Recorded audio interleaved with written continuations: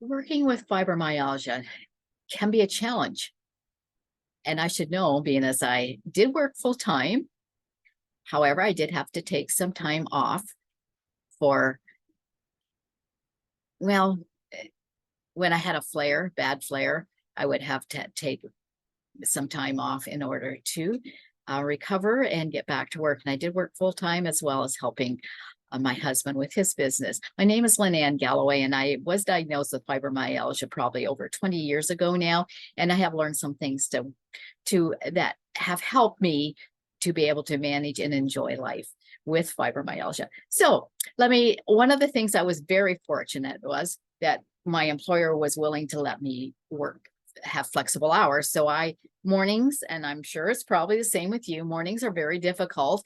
And I would start my day later in the day. And of course, during the afternoon, I was able to function much better. And that worked well for me. Now, not always are you able to do that, but that's something to always ask if you are trying to struggling with working is, are the hours? I mean, sometimes we think that they are not flexible, but sometimes they are flexible, and you could ask about that. Or also have an employee that requested to only work afternoons because that worked best for her.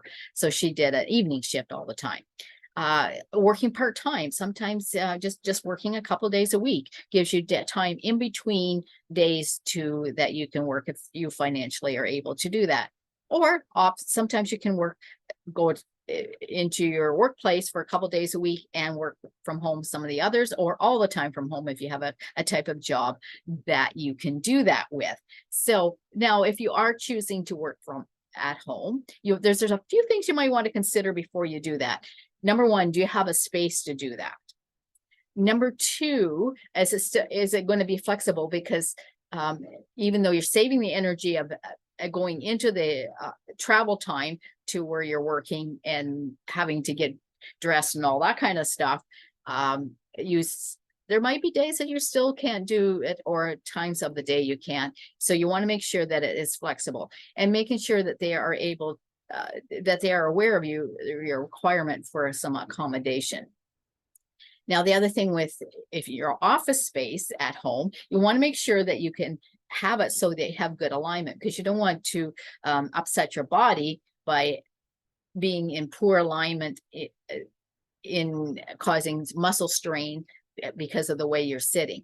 Now, the other thing is making sure that you're able to designate time, and maybe it can be flexible, and also making sure that you have people won't be interrupting you when you're trying to work from home. So you have your own space and you have your own boundaries. And it is good if everybody in the family knows that, okay, during this time period is when I am working, and they don't interrupt you. Because sometimes when we're at home, people think, oh, well, no big deal. They can just interrupt you. And making sure your phone's able to be turned off if that's part of it.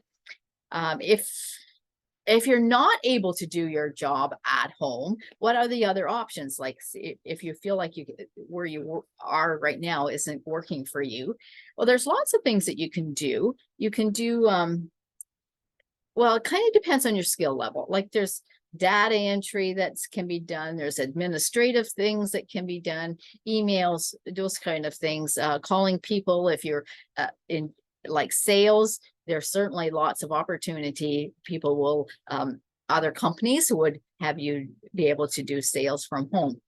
Marketing, if you might even have skills in that you can sell, like do a course or do teaching. There's so much online teaching now. There's that opportunity too, if you're good at that. Or you can do pre-recorded teachings and send those to people if that's something that you can do. If you have skills with websites or digital marketing or anything like that, there's Fiverr or some of those programs where you can put your skills on and people can hire you to do that. If you have a craft or hobbies, that's something that you could maybe either teach other people to do online, or you could actually sell your stuff through Etsy or something like that. if you are someone who has courses or would have the skills or knowledge or information that others would be willing to purchase, I will put below a website that's really good, a program for you can put your courses on and sell them from there. I would say that looking at different options, and there's lots out there, and if you need any help, you're welcome to contact me. And if this was helpful, please like, and if you aren't already subscribed, subscribe to my channel. Thank you.